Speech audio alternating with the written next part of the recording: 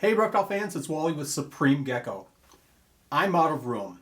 It's my fault, it's nobody else's fault. Too many enclosures. Leopard geckos, crested geckos, gargoyle geckos, picta geckos, micro geckos, feeder insects, isopods. I just don't have any more room. You know what that means? No more geckos. But that's not the issue. I have some geckos that are ready to breed in 2022 and they just need more space. They need bigger enclosures. I have some big expectations in 2022 for our cave geckos. How about you? Do you need more room? Do you need bigger enclosures for your geckos? Are you looking to expand to give your animals better enclosures in 2022? Let's take a journey and let's see if we can solve the I'm out of space problem that I have. Join me and this may give you some ideas on utilizing space, maybe adding some enclosures, and certainly saving you a bunch of money. Come along with me. You know what this means.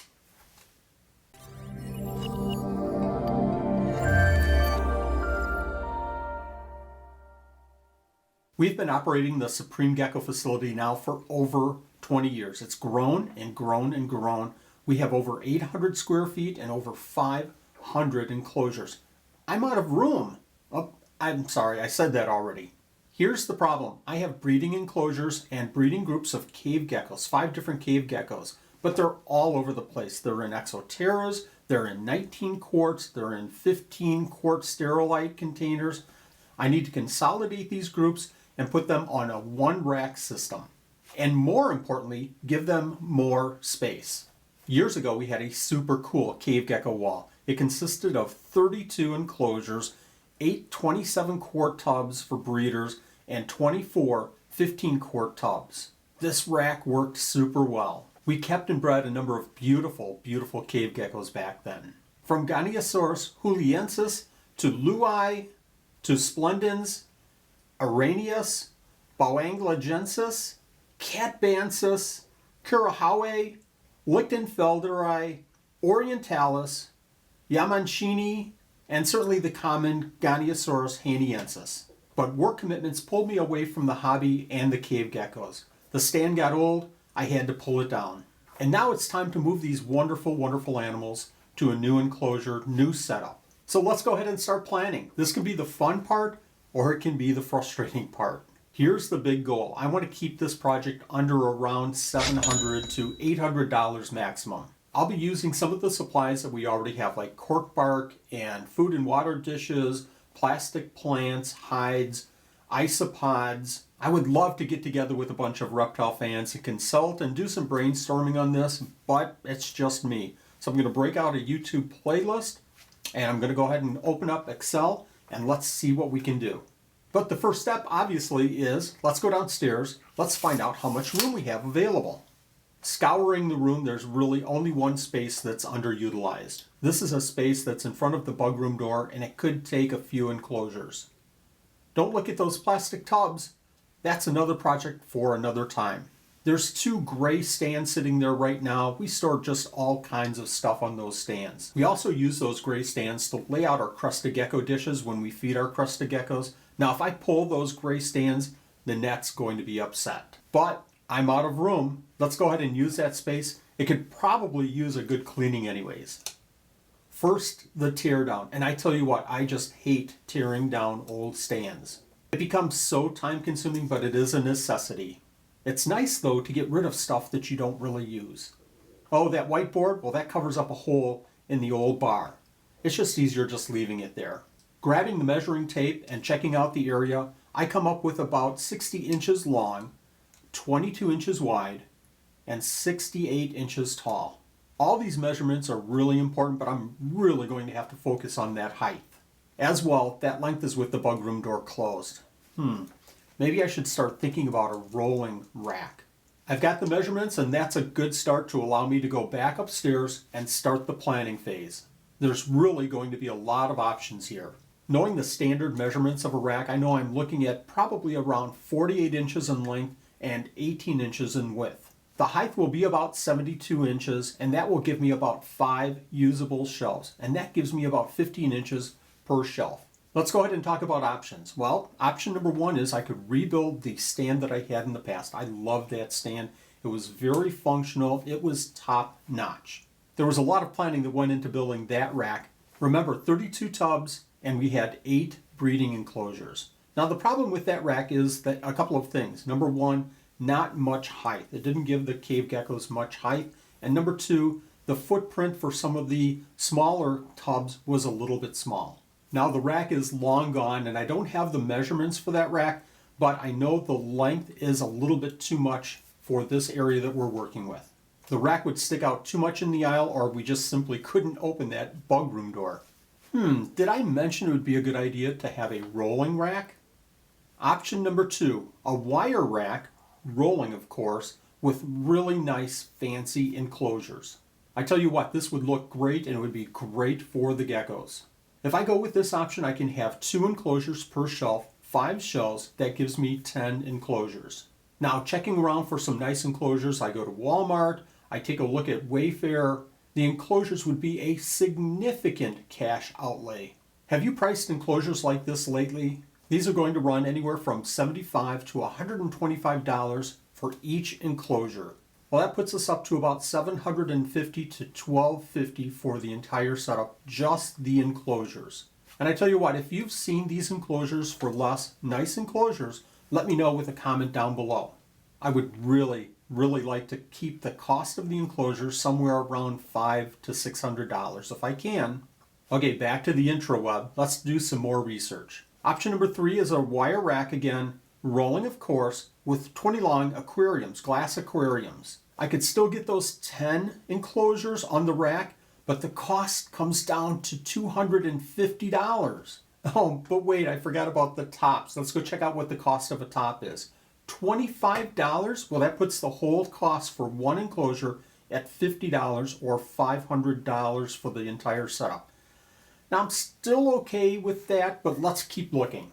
Option number 4. After a few more hours of searching the web, I went on Amazon. I started looking at plastic tubs. Now, I found these in their 56 quarts, which is about 14 gallons, and they're 23 inches by 16 and a quarter inches by 12.38 inches. That works for the rack. 12 enclosures. Wait a minute. They're $83.29 for 10 tubs? That's just a little bit over $10 a piece. Well, that's a bingo. Let's talk about the pros and cons for just a minute. They're low cost, $10 a piece. They're a perfect size for this rack. They're super easy to clean, and they're low cost. Wait, did I say that already? Let's go ahead and talk about the cons. Certainly they're not as aesthetic looking as other enclosures, but this is a breeding facility. This will work for me. Ventilation will certainly be a problem, but I can add vents to the enclosure easily, and that will solve the problem, and it will help keep the humidity in the enclosure.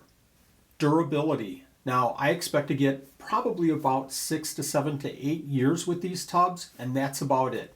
But the way I go, I'll probably change my mind and start some other project by that time anyways. And away we go with credit card in hand to buy some tubs and a rack and some of those vents. You didn't just pause the video there to steal my credit card number, did you? Let's look for a rack, and I'm anticipating a rack to cost about $175 to $200. But lo and behold, I find one for $120 on Amazon, and that's perfect. Oh, wait, I have to pay shipping as well? Well, that's only $40, so we're still at $160 full price for this rack. I won't be using that top shelf, but this is the perfect size. 5 racks, and they're 18 inches in width. Plus, it's a rolling rack. It's game time. Are you excited? Let's get busy and do some real work. First, the new racks have to be assembled. Now, I did another video a few months ago, and you can watch that right here. Nanette helps me with this rack, and we finish in about 15 minutes putting it all together. Easy peasy. Let's move that rack right into place. If I ever do another rack in this facility, yeah, I know, probably tomorrow, I will definitely do these rolling racks. They're so easy to put together. They're so easy to move around. Clean behind, clean under. They're just a blessing. Now I have to check to make sure that those tubs fit on the racks. All the designs say that they will, but you never know. Phew, I'm glad that they did. Time to drill out some holes in those tubs and put some ventilation in. Man, I hope these vents fill this 3-inch hole.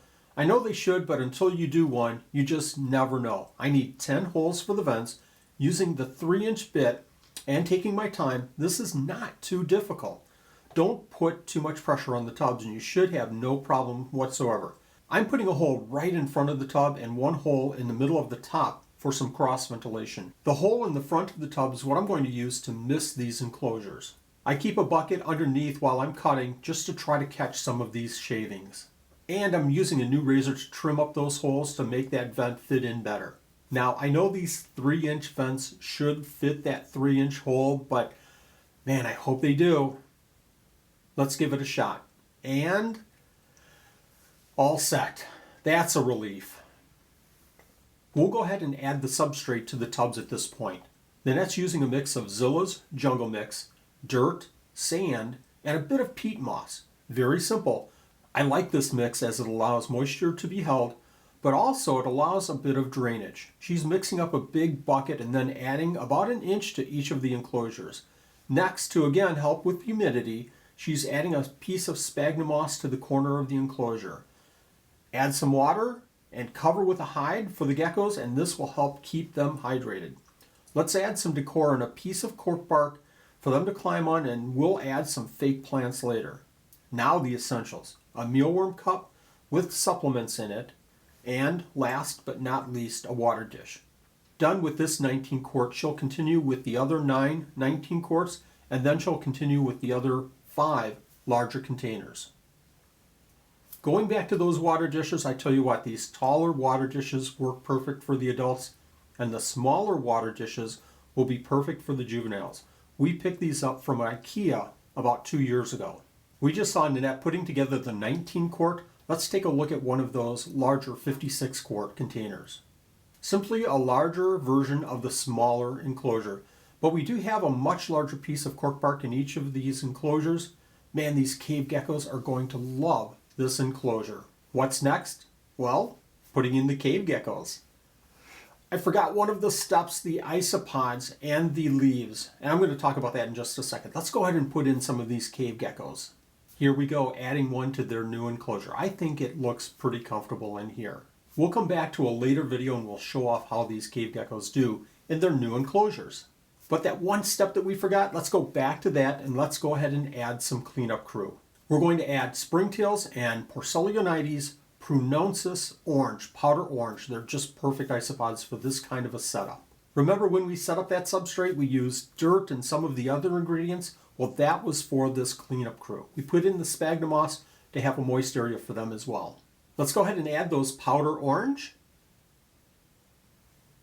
I think they will absolutely love this setup. It shouldn't take but a couple of months for them to completely take over this enclosure. And now let's go ahead and add those springtails to clean up anything that those isopods don't clean up. So what do you think of this rack and all of these enclosures? Would you make any changes? If you can see a change that you would make, leave a comment down below. Am I happy with this setup? Well, it gives me 5 breeding enclosures for these cave geckos, and it gives me 10 enclosures to raise up some babies and to keep some males separated from the females. As well, I think it's a pretty good space utilization. It gives me 15 enclosures in a very small space. And it's a rolling rack. I can move it around wherever I want it. While we're showing off this rack, let's go ahead and talk about some of the numbers. Let's see if and by how much I stayed under budget. As you know, the rack was $160, the tubs were $83, the vents $30, the drill bit to cut the vents $10, and the total comes out to $283 for this whole setup. Now that's far under the $600 or $700 that I wanted to spend. At this point, I know what you're saying. Yes, we got very, very lucky with those 19 quarts and saving the cost because we had those. We had cork bark, we had the dishes, we had the plastic plants. We had a lot of supplies already. But buying another set of these 8 tubs would actually only add about $120 more to this setup. And it would give you 6 additional tubs to do some other projects. Again, originally I was hoping to have about 10 enclosures and keep the cost under around $700. You've watched until this point. Do I think that it was a success? Absolutely.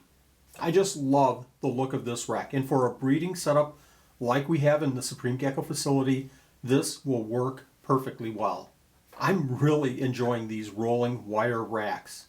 Now I just showed you a setup for tropical unheated geckos, but if you have geckos that need heat, that are more terrestrial, I have a video for you to watch right now. Go ahead and check it out. I hope you enjoyed the video. We'll see you next time. Bye-bye.